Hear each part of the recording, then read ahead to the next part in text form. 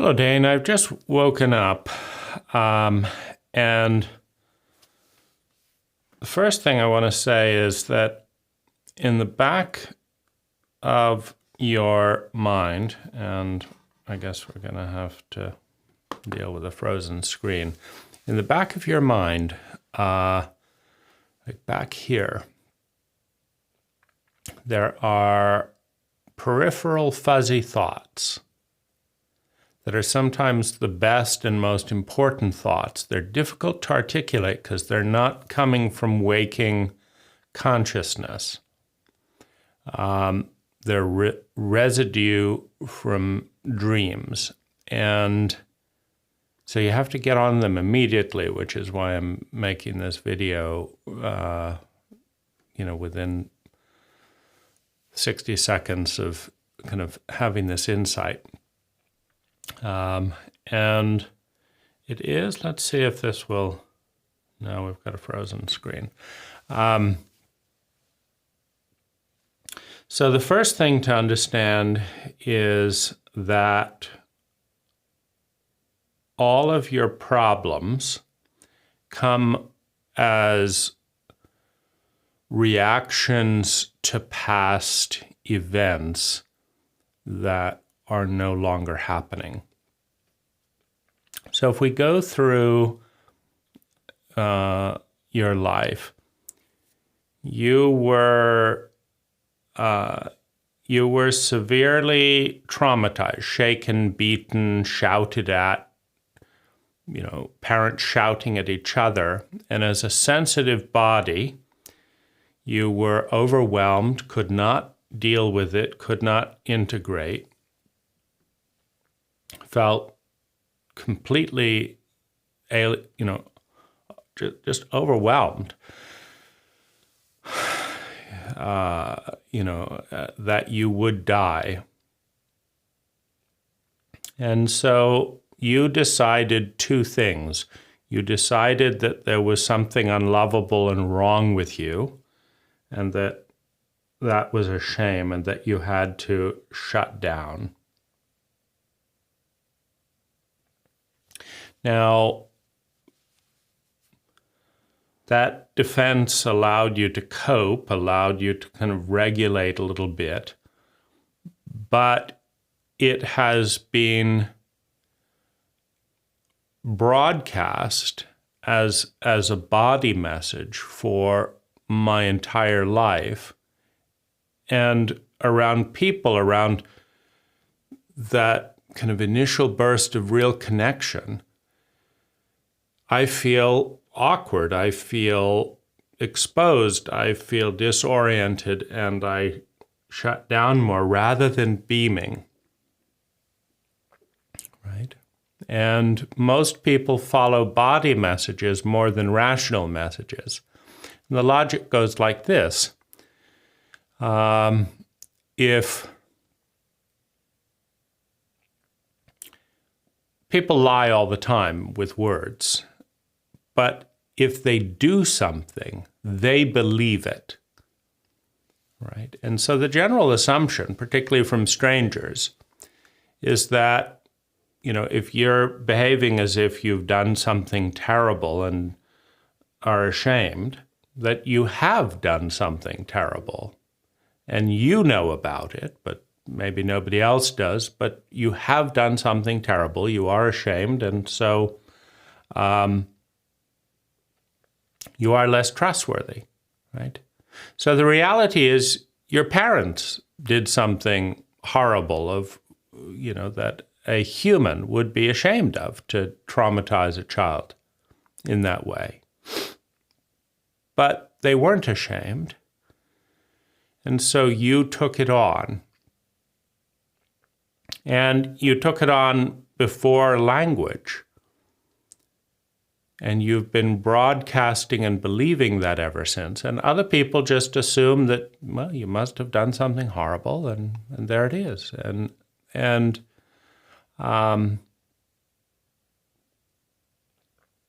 so that response, that survival coping mechanism, saved your life to a certain extent, got you out of a lot of that attention, right? Because it's going away from the conflict as opposed to confrontation or, hey, what's going on? Why are you all treating me like this? Which gets violence, right, in an incompetent, in a sociopathic situation. So it saved you then, and it has cursed your entire life. Now, when you were hurt, when you were shocked and a little bit older, you both witnessed but also did a little bit more confronting, testing the waters to see how much honesty, how much integrity was there in your parents. And there was a lie, particularly on Sherilyn's side, Mom. There was a lie, right?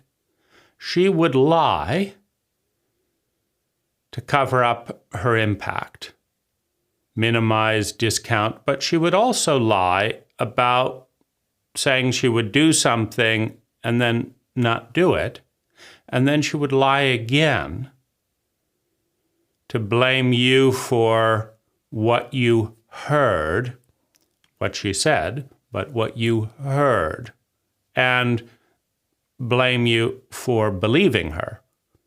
Right? In other words, she would lie at 3 different levels. The first was to discount impact. The second was to break a promise. And the third was to suggest that either you were dumb for believing her or you were dumb for expecting a parent to do anything other than just what they wanted to do, but that you were a problem to be wiped out of existence, right, for even bringing this up. And you lost your trust in people, right? You felt resentment, distrust, right? Contempt.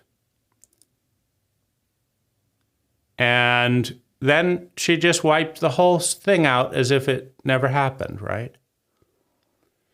And you've been looking for that pattern, right? That was such a painful pattern as an infant, as a child, with nowhere to turn, right? Because Dad isn't around, no one else is around that's solid. And so it's just stab in the chest, and then that doesn't exist anymore. And that was such a small feeling that you never wanted to feel that way again, right? You set out to never feel that way again. And you withdrew, right? And 2-year-old, a 3-year-old, a 4-year-old, a 5-year-old in an isolated context, right? So you grew up in an isolated context, supposedly for your own good, right? We can't be part of trashy America, right? So we're going to, take you into the better place, supposedly for your own good. But really, there's nowhere else to turn.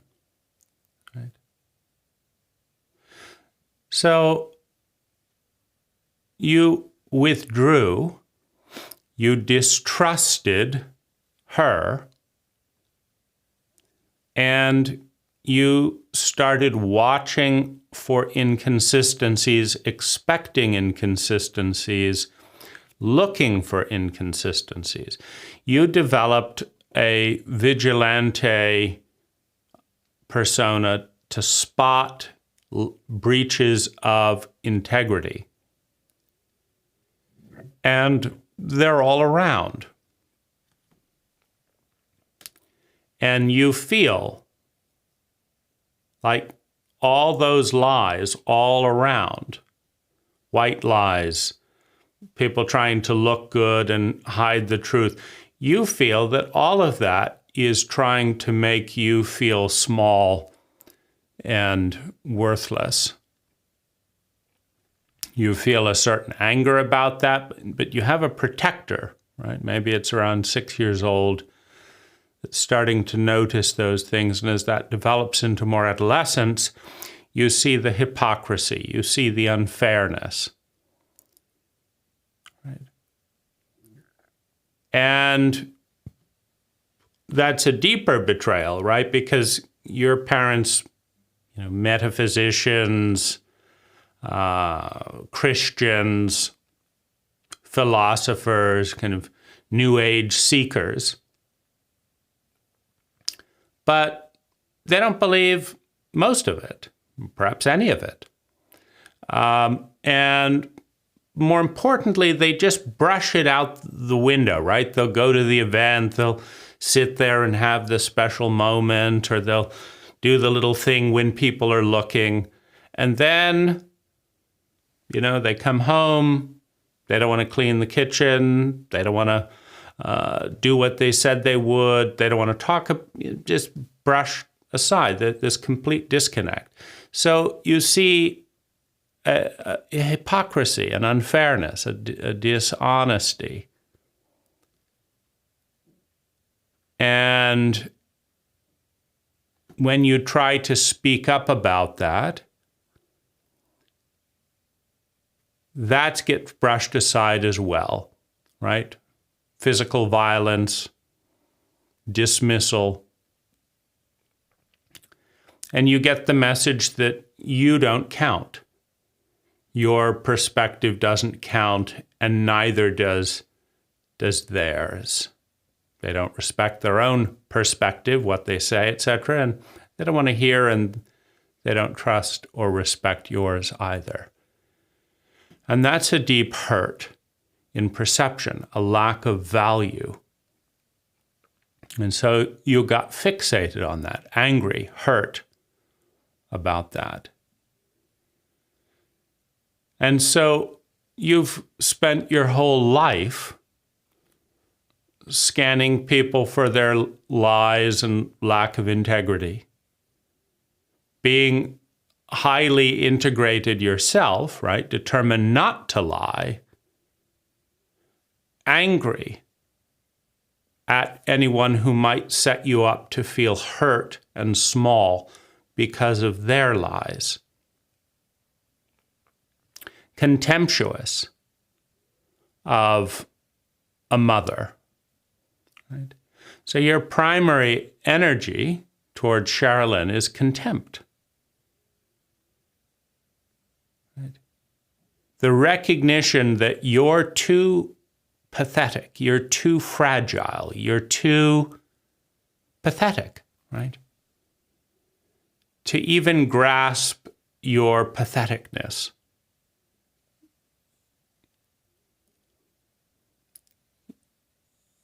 Right? You're too dumb to grasp your stupidity. You're too weak to understand the pattern, right? You can't deal with your cruelty, so you dismiss it. You can't deal with your dishonesty and your cowardice and your expedience, so you dismiss it. And you can't deal that you might be that type of person, so you claw out to your children, asking them to lie to make you feel better about your shitty behavior towards a child, towards an infant. That is devastating in its scale. You're the giant, they're the little one. Right? And so you developed an adolescent rage. Right? Some hurt, but rage, right? You goddamn motherfucking bitch. You coward. Right? Like, what a fucking coward, right? And it's a really good exercise. Just take a baseball bat and beat the shit out of her meditatively. Right? because she was such a fucking coward her entire life. She wouldn't feel anything.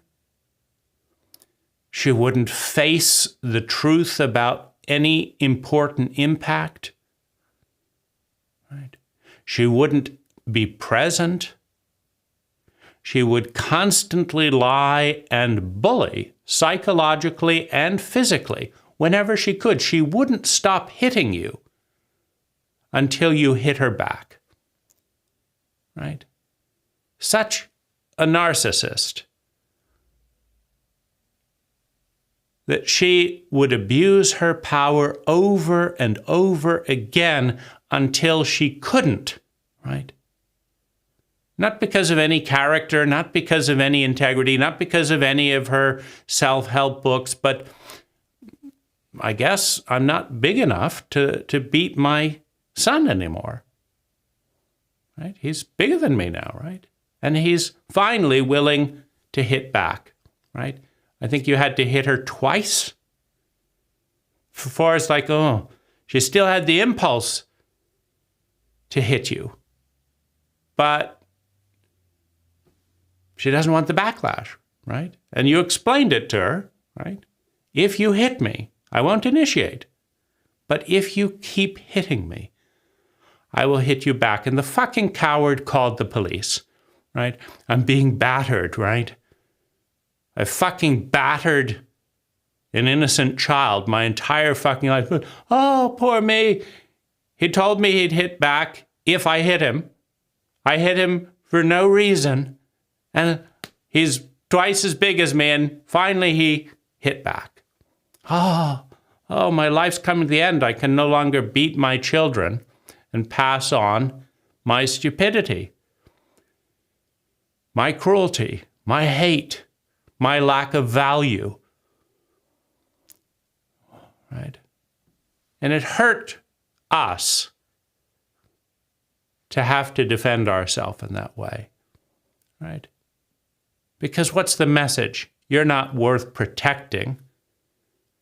This is all expedient, right? I'm stopping because I can't. I can't abuse my children anymore. Right? So it's no longer expedient. You've raised the threshold of pain to the point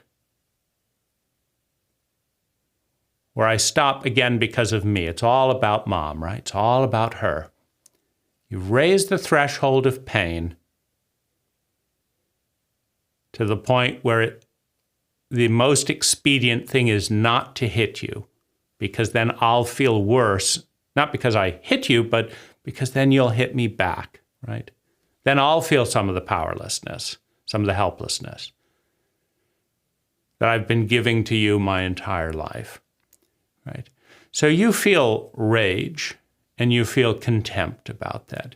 But there's no fucking place in a fucked up cult to express rage and contempt towards mom. But that's your mother. No, it isn't. You fucked up son of a bitch, right? The amount of amnesia, the amount of parental incompetence, the amount of collusion to cover up for the parent, and the constant remonstrance to a child to do more than their parents can do. I mean, this is part of a massive cult conspiracy. I don't think you've ever heard in your entire life someone saying, beat the shit out of your mom. That's what they deserve, the fucked up son of a bitch, right? Someone, anyone speaking the truth, right? What, she tormented you? She did this, she did that? When you were 1 year old, 2 years old, and could do absolutely nothing? Beat the bitch to death, right? Burn her alive, anything like that, might be mildly intelligent. At least emotionally, right? You would understand what that was like, the terror, the worthlessness, the rage. But no. You've got to understand your parents. A 6-year-old has to understand their parents, right? There's an abusive. So this is another massive dump of stupidity from the entire cult onto you, right? Kyle Morton, your great family friend. You've got to understand your parents. You have to forgive your parents. They're doing the best they can. Right? Okay, well, let's just step back and look at that a little bit, right? So let's just assume it is possible for a 5-year-old, a 10-year-old, a 15-year-old. Let's just suggest for a moment that it is possible for a 15-year-old to love their parents, understand their parents, forgive their parents, and turn around a violent, narcissistic, abusive relationship into something healthy. Let's just pretend that any of those, a teenager can do that, who's been abused their whole life and is in a state of PTSD. Let's just presume they can do that. Well, then why the fuck can't a single competent grown-up do that in the vicinity of the fucking child? If a kid can do it, why can't you motherfucking son of a bitch? That's the question. And it is fucking taboo in this cult. Like, you beat your kids, you hate your kids, you shame your kids, you lie to your kids. Oh, that's understandable. That's understandable. You're only a grown-up, right? But your kid, they should know better, right? This is so fucking hypocrisy. There's so much cowardice in that perspective, right? What's the truth, Kyle? You didn't have the guts. You didn't have the fucking guts to confront my parents, right? And you didn't have the fucking guts to admit that you were a coward, right? You could have just said, Dane, this is horrible what's happening to you. It's painful. It's horrible. You've told me you're thinking of killing yourself. Oh, it's got to be pretty fucking terrible for that to be the solution. I mean, what kind of a fucked up cult is this that not a single grown-up can do anything, apparently, that would reduce suicidal pain to a point where you even want to live? What kind of a fucked up cult is that? And I'm too cowardly and incompetent to want to do anything about it, right? But I don't want to admit that I'm a fucked up, incompetent grown-up who's too cowardly to confront your parents, right? Because then I feel small, which is the truth. And I don't want to feel small. My parents made me feel small. Now that I'm a grown-up, I can make other kids feel small. So here's what I'm going to do. I'm not going to confront your parents. I'm not going to say, hey, you chose to have 5 fucking kids. Right? That was a choice. Not to wear a condom was a choice. Again and again. Right? And surprise, surprise, again. And oh my goodness, right? Where did the kids come from, right? Again and fucking again, right? You chose 5 fucking times to have kids, right? No birth control, pills, no condom, no abortion, no adoption, right? You thought this was a great idea over and over, right? The definition of insanity, right? Choosing the same thing, expecting different results, and over, right? And, oh, poor you, right? Poor you. You have all these kids. And you're lying to them. and you're playing psychological games with them, and you're hitting them. Right? And you're not providing container. You're not providing healthy and consistent boundaries. You're providing whims and dictatorships. Right? And you're riddled with shame and trauma, and you're dumping it on your kids. What are we going to do about that? Forgive your children. You've got to understand your children, right? No. Fuck that. Fuck that. That's beyond any parent's capability, clearly, right? So let's ask the kid to do what's impossible for me to do. I can't even confront your parents, but you should deal with them and forgive them and love them, right? What about a parent loving their child? A novel idea? Oh, they do. Really, that's what it is. I thought it was abuse. I thought it was cruelty. I thought it was shame. I thought it was hypocrisy, but that's what love is, right? Do you even know what the fuck you're talking about, right? Clueless as usual in a fucked up, psychologically illiterate cult, right? That's committed to materialism and ignoring the things that matter, right? We could just have a bigger television to blot out our feelings, right? If we could have another room to show off to the neighbors how wonderful we are while we abuse our children at night. How about that, right? Look at this, right? Another pair of clothes. Oh, gosh, we really need that, don't we? Look at all our happiness, right? While we're all suicidal messes, depression, exhaustion, despair. What a bunch of crap, right? Nobody could figure that out. No one, right? So let's work more hours and do more of that, right? How dumb do we have to be? So, right? So understandable, right? So, and then because no one would listen, you feel invisible, hurt, unheard, and that it's unsafe to tell the truth. It's unsafe to talk, right? When everyone gets mad at the truth, when they get mad at a teenager for telling the truth, when they get upset, when they can't deal with it, right? It's the same message. We can't deal with this.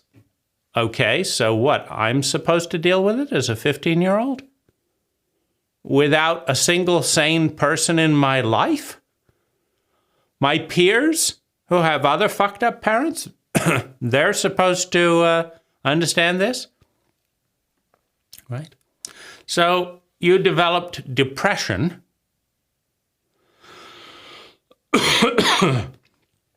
You developed depression, right? To avoid hate. To avoid people being freaked out, right? It's a horrifying thing to realize as a kid that nobody knows what they're doing. And yet the data just keeps getting presented, right?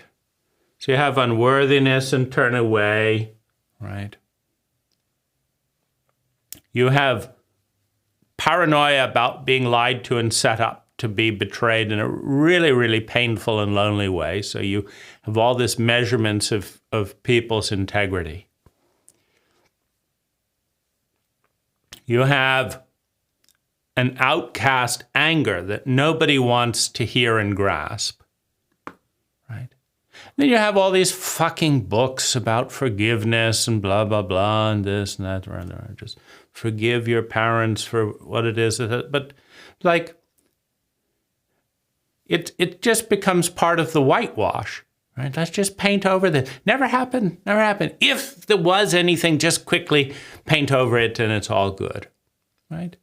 Let's not look at the chronic layers of intergenerational stupidity, cruelty, and abuse that are getting given to the next generation right now, right?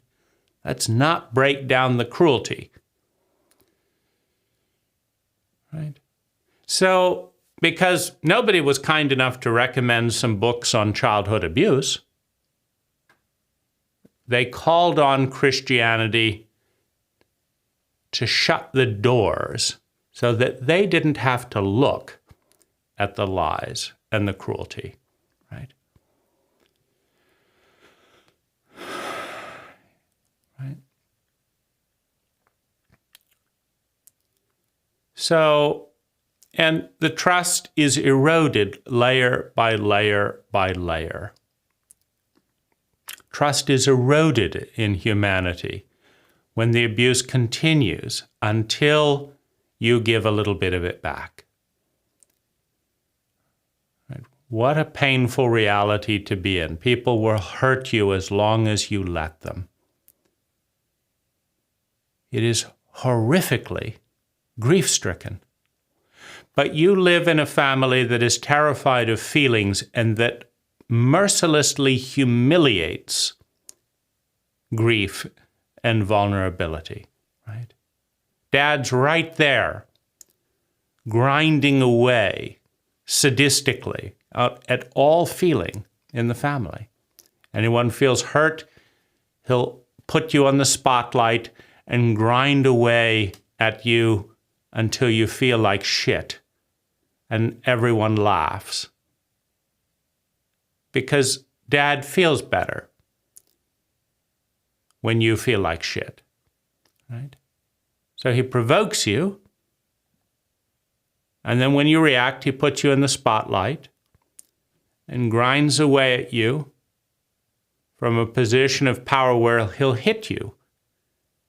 He'll take revenge if you stand up for yourself, but grind away at that until he can humiliate you, right? Killing the emotion, right? That turns into hatred because there's pain, no one's helping. There's helplessness, a necessary agreement for hatred, right? There's incredible cowardice. I mean, what could be more contemptible than destroying what's good and healthy in something smaller than you, right? As because you can, right? And this is what you're supposed to quickly forgive, right? As if it's going away, right? How about stopping it, you fucking cult of cowards? Anyone, right? Anyone. Can anyone stop a single sadistic parent from abusing their child? Right? Right? What? And then we're going to give them to foster care, you dumb fucks, right? I mean, it's so pathetic, right? Okay, we're going to rescue this child, traumatize the child, right? And take you over here, traumatize the child, you know. It's the whole cult is a joke, right? And it's all that rage backfires, right? I haven't a clue what to do about the sociopathic neighbors that are undoubtedly around me, right? Because America has this wonderful thing, mind your own business. Isn't it wonderful? Let everyone abuse their child as they will. Let's send in incompetently trained police officers to take the child and put them in some other foster home, which is statistically worse. right? It's disgusting, right? It's absolutely disgusting that we do not have a culture of adults that know how to protect a child, their own or other people's. That's the shame. That's the inadequacy. That's the joke. And nobody bothers to point that out, right? Because that would give you empathy. That would help you understand that you were sane rather than asking you to think that you were crazy, right? Because every cult member that rushes over and tells you to forgive your parents, a psychologically impossible maneuver while you have PTSD from the abuse, by the way, right? That's like breaking a child's arm, both of them, right? So they're hanging there limply with broken bones, and then telling them to bring a cup to the parents that broke the arm. Here, have some water. I can't actually, because both of the bones were broken by you. And there you sit in your self-pity waiting for your glass, right? Let's take a machete, break both bones, and then tell the kid to deliver a glass of water, right? You give a child chronic PTSD and then tell them to forgive their parent. The level of stupidity is so high. What do you do with it? When people are so dumb, they don't know they're dumb. What the fuck do you do with it, right? You see, and this rage is not welcome in polite society, right? Wouldn't surprise me if YouTube took it down. Like, oh my gosh, we can't have people telling the truth. It's getting out, right?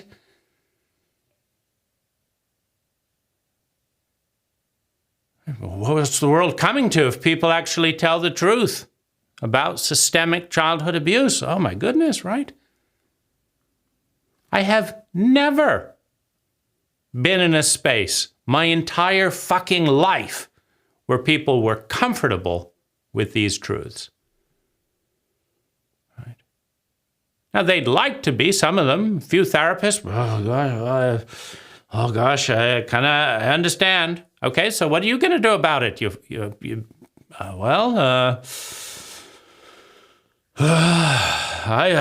don't know, right? So you're just going to collect money from the next wave of abuse that's happening today. That's your great insight, right? You know it's happening. It's going on all over your neighborhood, right?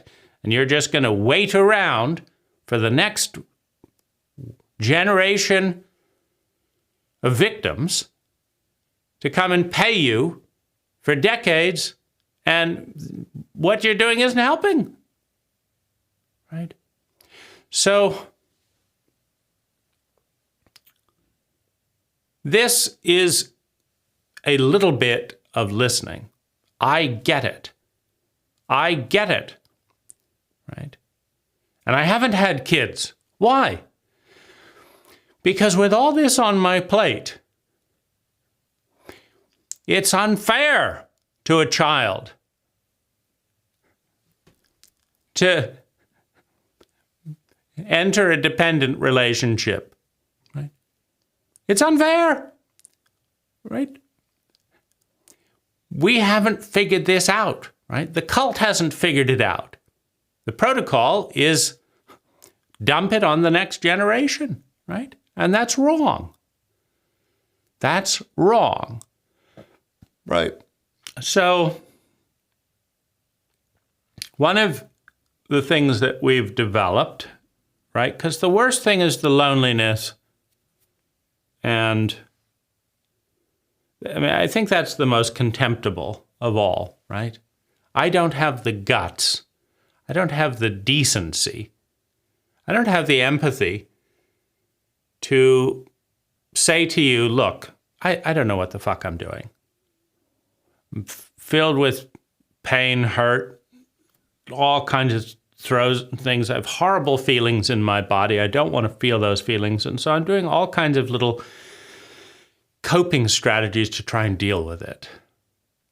And it's not anything to do with you. I'm not a very healthy person because of all the things I'm desperately doing to not feel all these feelings. And that has nothing to do with you, right?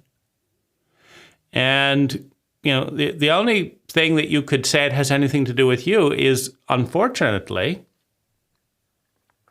you have the unenviable opportunity or crisis of trying to find people who are less sick than other people, because you're going to get whatever disease you're exposed to, right? Right? If you're surrounded by someone with massive self-pity, right? If you're surrounded with someone with massive self-pity, right? That's going to bleed off, right? Right? The statistics are clear. This emotional life, an accidental study, that's what we do in America, accidental psychological studies that reveal stuff, right? Because we wouldn't want to actually know what's going on. But this emotional life statistically shows that you catch the emotions you are exposed to, right? So you're raised by two narcissistic, emotionally shut down, traumatizing, shame-based, dishonest parents. Well, you're going to catch rage, worthlessness, self-pity, overwhelm, trauma, hatred, and terror. So I carry those diseases. Do I want to give them to a kid? No, I do not. Do I know what to do with them? No, I do not. I know how to survive, right? My parents knew how to survive. Your parents knew how to survive. Big fucking deal.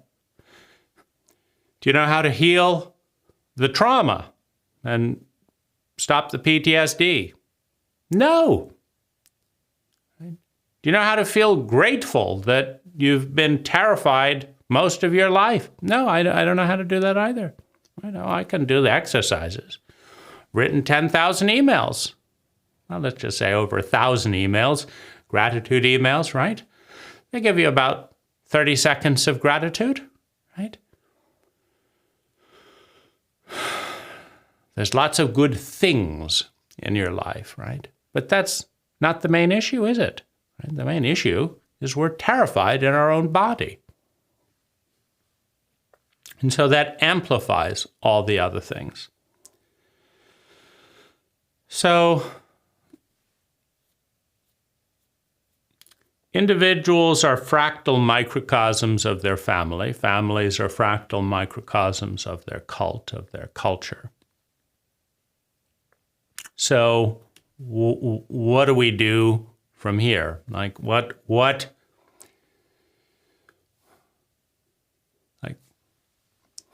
is this suggesting? Well, it's not hard to see that America is causing many of its own problems, right? So America has gone on a war on drugs that has caused more harm than the drugs, and has created $1 trillion of criminal cartels. There's an interesting irony, right? People feel so bad in America that they want to take pills to get rid of the feelings, to avoid them. Right? People with great lives and interesting relationships, etc., right?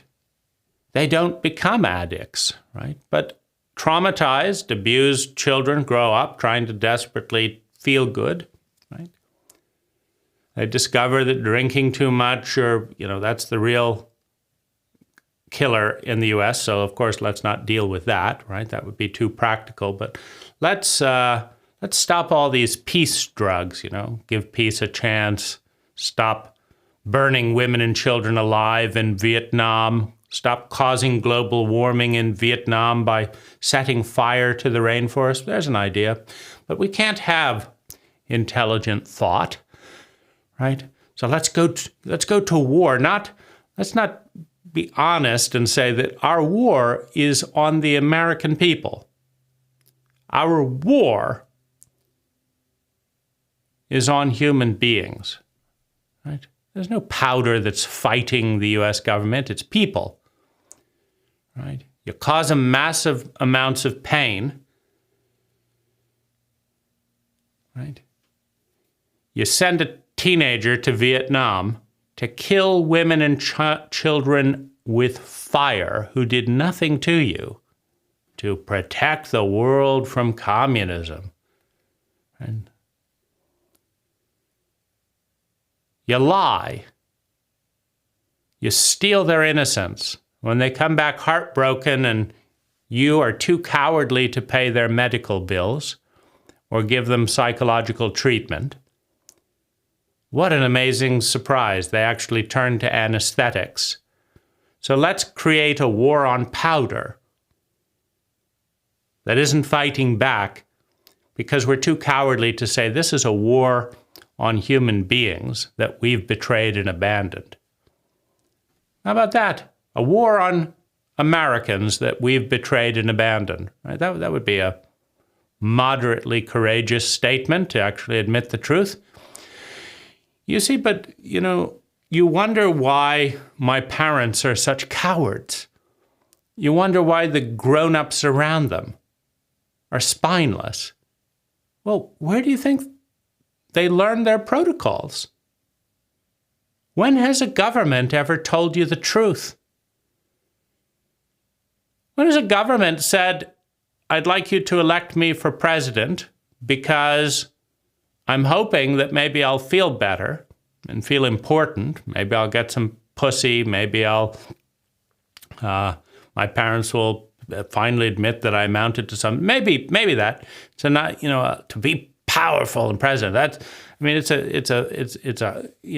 So that's elect me. Whatever. I think some policies. Of course, I'm not honest enough to say that most presidents are shit. And who trains people to be good presidents? Right? We don't have a school to, if you want to be president, train here to be good president based on the science of what makes a good president. No, we don't teach that. Right? So we elect whoever can raise the most money. And they never say, to get elected, I've got to raise the most money. Duh, right? Because you're too dumb to think about issues. And I have to get the money from somewhere. And people don't just go around giving money, right? They want payoffs, right? So the deal was I had to buy some weaponry from this guys because so I've got to start a war somewhere. We've got to spend that weaponry, right? And we've got to do this, we've got to do that, right? These people wanted a pipeline over here. So I told them if they gave me their vote, I'd give them some government money, right? So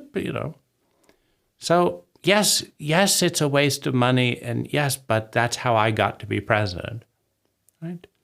It'd be a nice thing to, right? But when has there ever been a president that told the truth, right? And if they did, right, there have been the odd candidate that was more truthful than others, but then, right, a bunch of cowards won't elect them, right? Like I could run for president tomorrow. First of all, the job, vote for me. The job position is corrupted. It's too big. You need about 10 presidents. So the very first thing I'm going to do when I'm president is admit that the job is too big.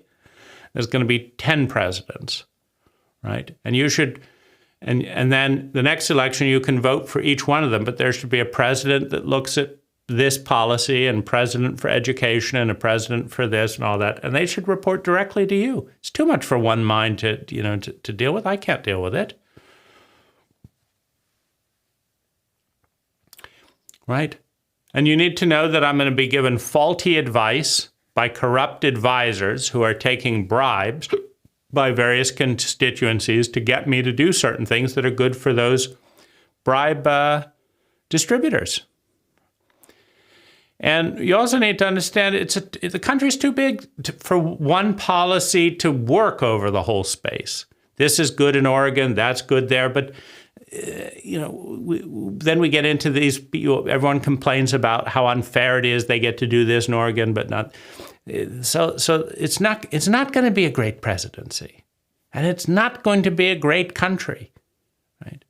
We'll measure the progress of where we go up and down, right? And we'll see which things work, and I'll talk to you. This country over there is doing a better job than us. Let's copy them.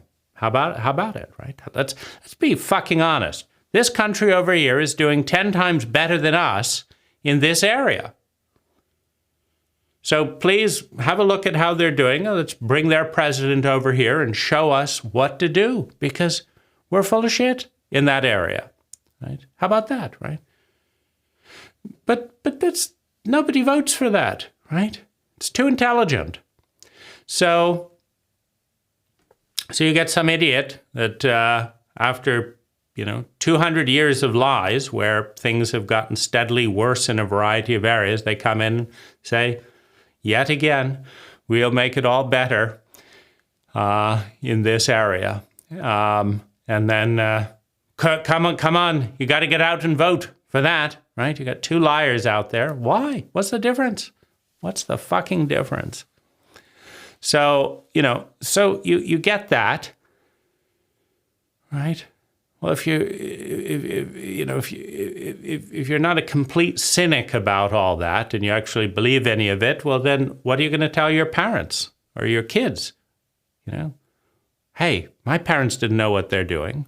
I'm depressed. I'm lonely. I've never found the love of my life. Your father is a very loose compromise. I hate him half the time, right? Sometimes he's nice to you, sometimes he's a jerk. Sometimes he's nice to me, sometimes he's a jerk. But, I tried 10 other guys. This culture is so relationally inept. It's so relationally inept that this was the best man that I could find, right? People kept telling me to have kids as if that's the solution. Like, I thought we were overpopulated, right? An ecological crisis, But what's all this thing? Have kids, right? That's the thing to do, right? Right? So I did it. I had the same miserable experiences as, generations of mothers, right? But now I have all this dogma that I should be fulfilled and find myself and do this with screaming babies. The whole thing is nuts. I don't know what I'm doing, right?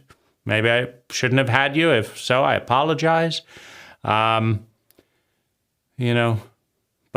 that no parent tells their child the truth, right? And then the child has the temerity to say something true from every now and every grown-up is outraged, right? Absolute ridiculous. So, hopefully this is mildly cathartic for you, right? It is for me, because most therapists are not fully comfortable with this. Some are, right? But you also have to wonder, they're just getting paid to listen to this. They're not doing anything about it. They're certainly not out in their neighborhood stopping their next round of clients as they're growing up dealing with this shit, right? An ounce of prevention is worth a pound of cure. Why aren't the therapists going out in their own neighborhoods and offering some support to the 5, 6, 7, and 8-year-olds so that they don't have to go to therapy, right? Well, we can't have that. We've got to grow our industry, right? We can't interrupt psychological warfare against the next generation. where would be the income for the next generation of therapists, right? So anyway, the point that I want to make, right, continuing the fractal theme, is the war on American people who are trying to anesthetize their pain did not reduce the number of addicts, right? In the 30 years that I've been alive, that the American government has taken money from the taxpayer and fought its own people's right to anesthetize themselves from massive amounts of physical and emotional pain, the number of addicts has gone steadily higher. The amount of money spent attacking the American people and locking them up has gone into the trillions of dollars in ridiculous prison protocols. Prison has become a profitable business where they try and keep the American people in prison so they can get more for their shareholders that month. It's disgusting. And it is a complete and utter failure. More Americans are on addictive pain managing protocols of chemicals than ever before, and most of them are far more damaging than the main targets of the war on the American people, called the war on drugs. Right? Let's give people high-priced OxyContin and opioids and stuff, but ban marijuana. Right? Marijuana is better for the body, less addictive, better for the environment, right? So that's one failed policy.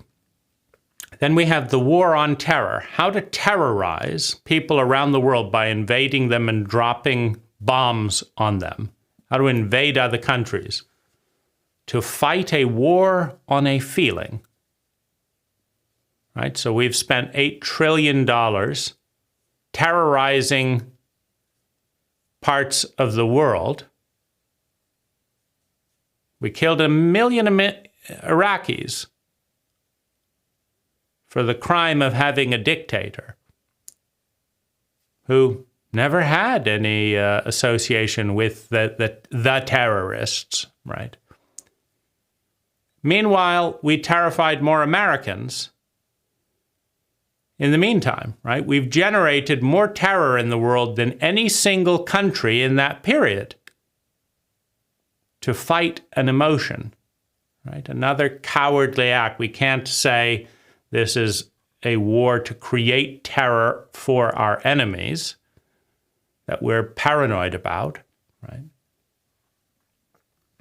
So, meanwhile, we've bankrupted the country and we can't provide housing and stuff. So we've caused massive amounts of harm to the world and massive amounts of harm to the environment and massive amounts of harm to Americans. Defending, right? So if you understand that most of these defense strategies have harmed Americans at least as much as they've helped, if not more. And then we understand that our family is a fractal microcosm of that, and then we are a fractal microcosm of the family. This is what I'm getting at. We've spent our life analyzing people's integrity, and most people come up short. We've spent our life feeling worthless and projecting that image and being shame-based and isolated because we might get abandoned and hurt. We've spent our life making careful fear choices and to protect ourselves in all kinds of things and have gotten exhausted. Right? We've spent our life not expressing all this anger and trying to be positive, right, to please other people, right, because that's what they wanted. And that didn't work, right?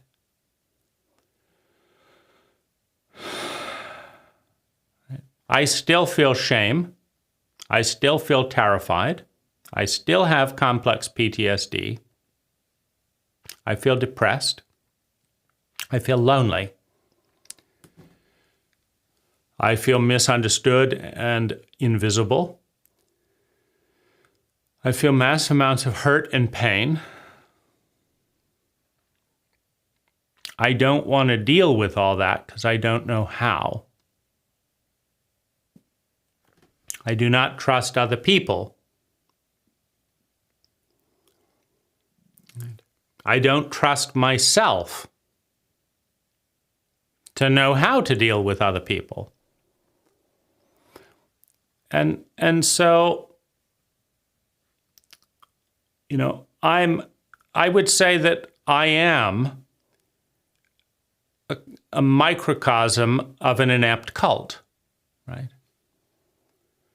It's easy to see that we should never have gone to war with the American people. We should have understood their pain and start talking about it on public television.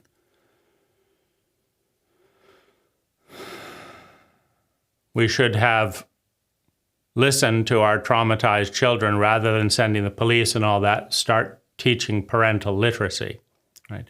The responses that we've made have been inept. The responses we've made have been inept. They have cost the country more than they gave the country. Right?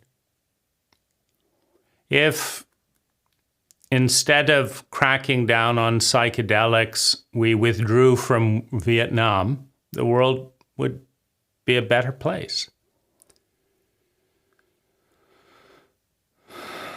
It's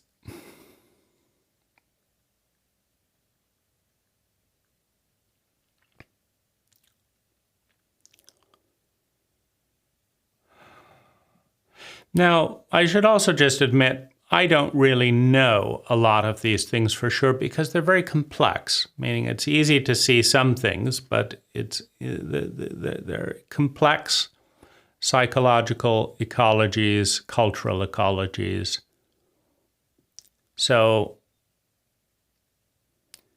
the only thing I'm certain of is that the defense has cost more than, if America had spent $40 trillion providing low-cost housing for all of its people, ensuring healthy organic food for all of its people, reducing taxes in some case,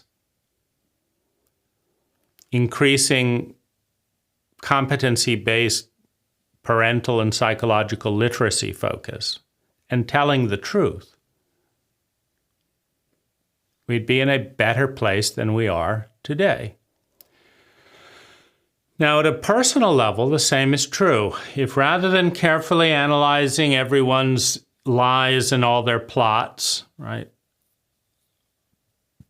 we focused on finding ourself and just understanding that people have, their own cruelties and stupidities and their own panics and stuff around that, right? If we focused on healing ourself, if our parents, rather than all their control dynamics to make sure that there were no feelings in the house, actually focused on being present to their feelings in meditation and dealing with them, the family would have been 10 times healthier. And so would I, right? If I focus on meditation and presence and learning the art of being present with these feelings rather than constantly trying to control the world so that I'm not triggered, the world, my world, would be better. Right? There would be less fear. Right? But I'm not doing that, by the way. Right? I feel paranoid and want to go out and fix something right now. I'm not meditating. right now. I've got to make this video, right, to save the world. This is incompetent, right? It is incompetent. Right. What's wrong with 20 minutes of meditation? It takes less time. All these things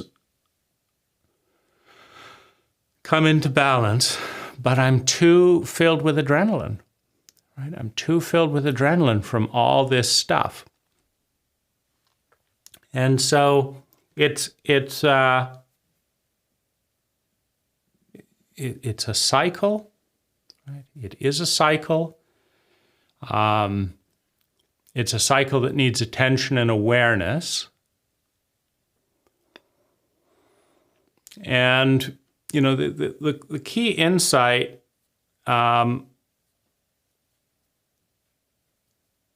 is that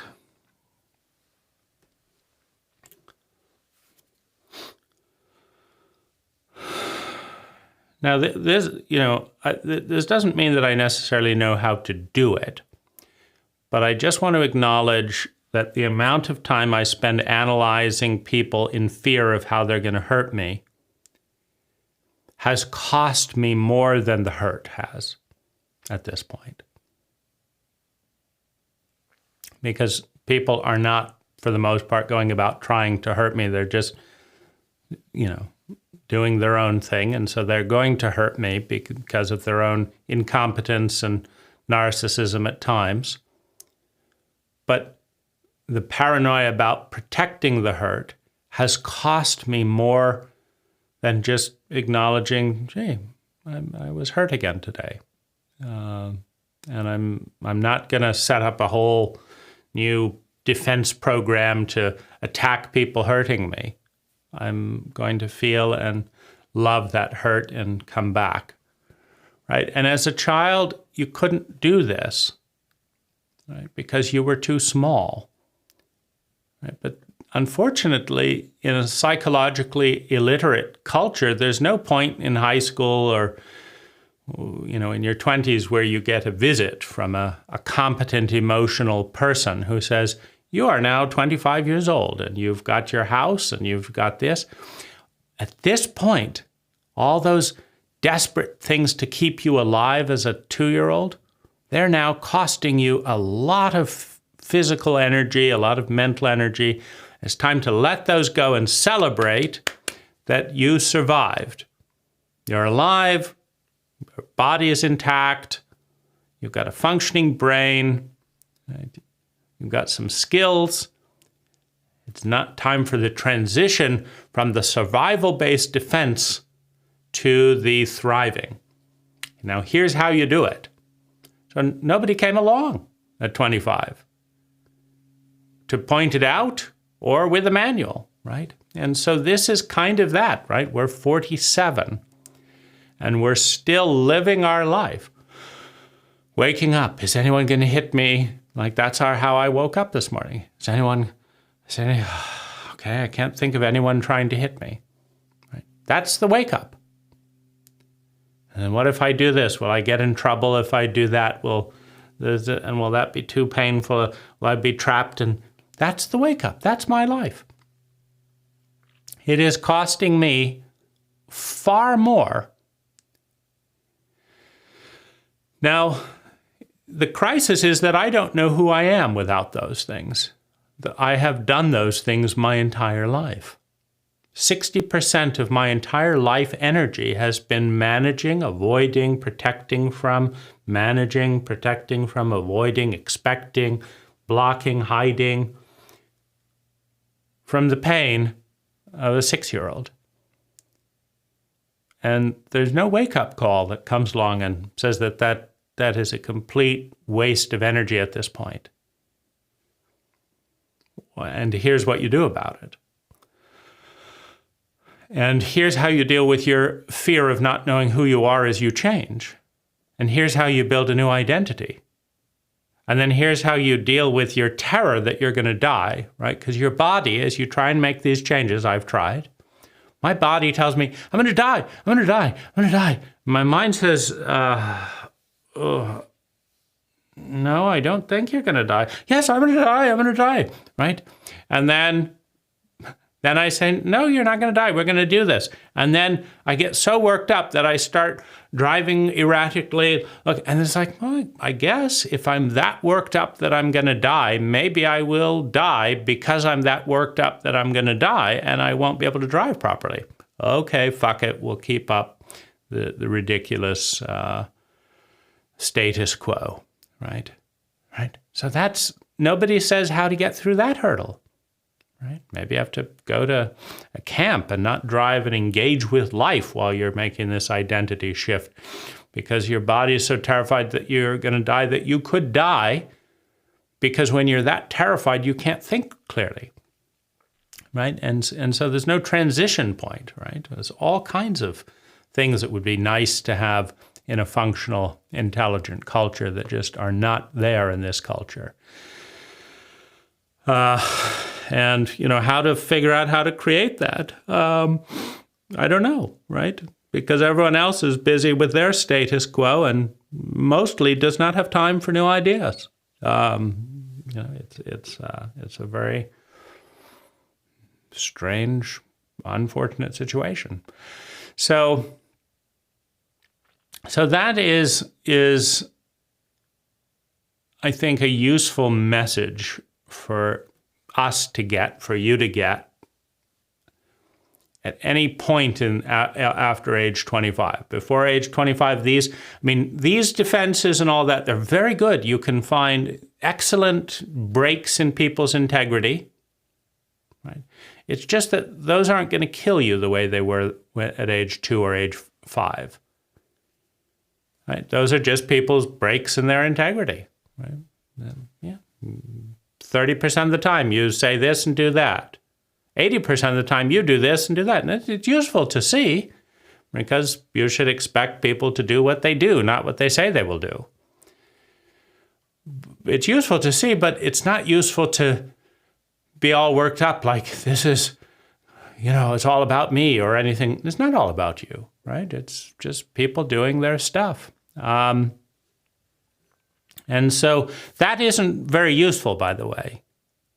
Plenty of people have said, don't take it personally. Has that ever helped us? No.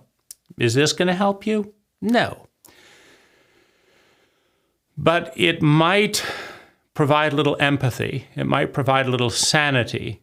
And it might frame the problem clearer so that you can start addressing it clearer, sooner, right? When you know the problem, you can start to address it.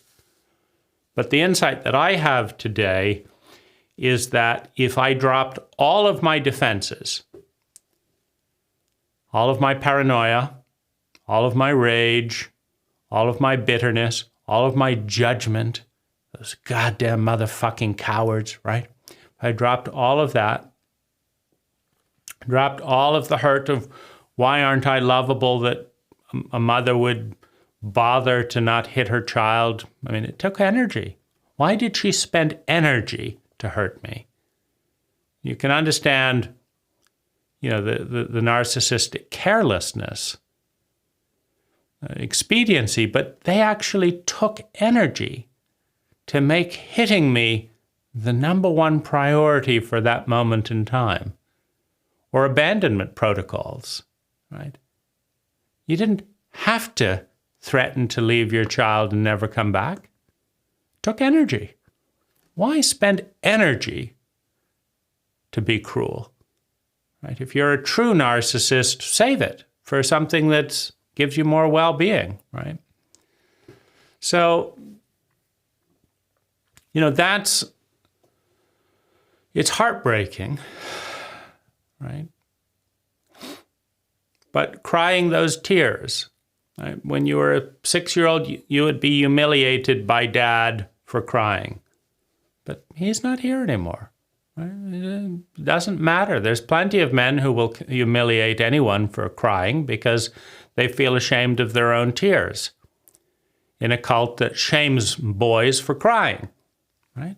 It doesn't come out of nowhere. We have a fucked up cult that shames boys for crying, and now men that then shame boys for crying. It's just passed on. But who gives a shit if, 100 million men think that I'm too feminine for weeping? I could be free of those tears that I've carried for 40 years because I don't want to be humiliated. Right? So the blocking the tears gave me a sense of control that I needed at age 12. But it also gave me tears to keep burying for 40 fucking years. Right? The defense is costing me more than it's giving me at this point. Blocking the tears is costing me more. Carefully analyzing everyone for how they're going to reject me is blocking more. Carefully analyzing people who are going to lie to me, that's costing more. Right? I can't think of the last time somebody's lie really cost me, but I can think of plenty of times that I'm all worked up that it was going to cost me because it did cost me so much when I was 5. When Mom lied to me at age 5, it really, really cost me. But, a client lies and doesn't pay their bill or can't. We're not in territory where that's going to destroy us.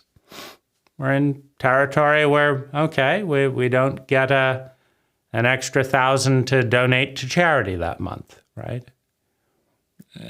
It's a very different context, but nobody's updated us. And we haven't even had the protocol of analyzing these defenses. But I think it is clear, every single defense, every single thing that America has done in the defense terrain to attack its people around drugs or attack the people for terrifying or the whole military juggernaut has hurt America more than it's helped America. Right? We'd all be better off if there was more global goodwill towards Americans than 100 million Iraqis were not dead. We'd be better off. We had an extra $8 trillion to invest in the well-being of Americans. We'd be better off. That's pretty clear. The response to COVID hurt America more than zero response. Meaning if the government had done absolutely nothing except report whatever was there and let people make their own choices freely, America would be better off. And when you destroy an economy, you kill many more people slowly, right? So when you shut down an economy, and let's say you wipe out all kinds of small businesses, as was done, and this and that and the other, you create stress, you create shame in the body, you create depression, you create helplessness, you create trauma and PTSD. That lasts for decades. Right? And it kills people slowly. And it creates divorce, which shortens lives. It creates abuse, creates loneliness, which shortens life. So that happens for the entire country. And then some people, a small percentage of people that might have died, don't die. But 100 million people have shorter lives. And everyone has a lower quality of life, right? So in so many ways, the response to the crisis causes more harm than the crisis in the long term. And so that's really the key, right? So the death count goes down a little bit in the short term, and then it goes up for the next 40 years. Is someone who struggled for 10 years to run a business, who goes bankrupt during the pandemic, going to start struggling and put that all back together again so that their government can ruin their next business? No, they just, they give up. And a lifetime of passivity and bitterness begins. because nobody feels good about themselves giving up.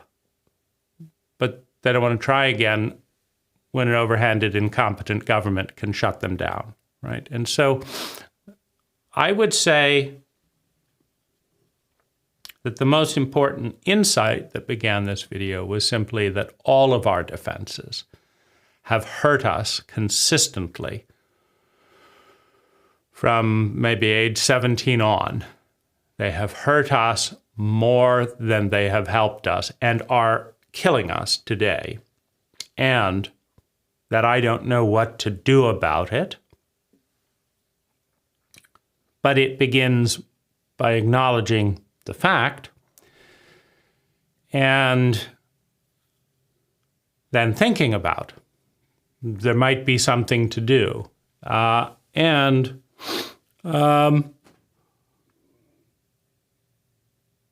So we'll be thinking about this, and I appreciate you for providing the space to talk to you. I think one of the gifts you bring to me as a younger self is a focus point to organize my thoughts, many of which are actionable today. So good luck with this. None of this is your fault, right? And yet it can easily get 10 times better if you figure out how to do something more intelligent than me or most of the population figures out what to do with this.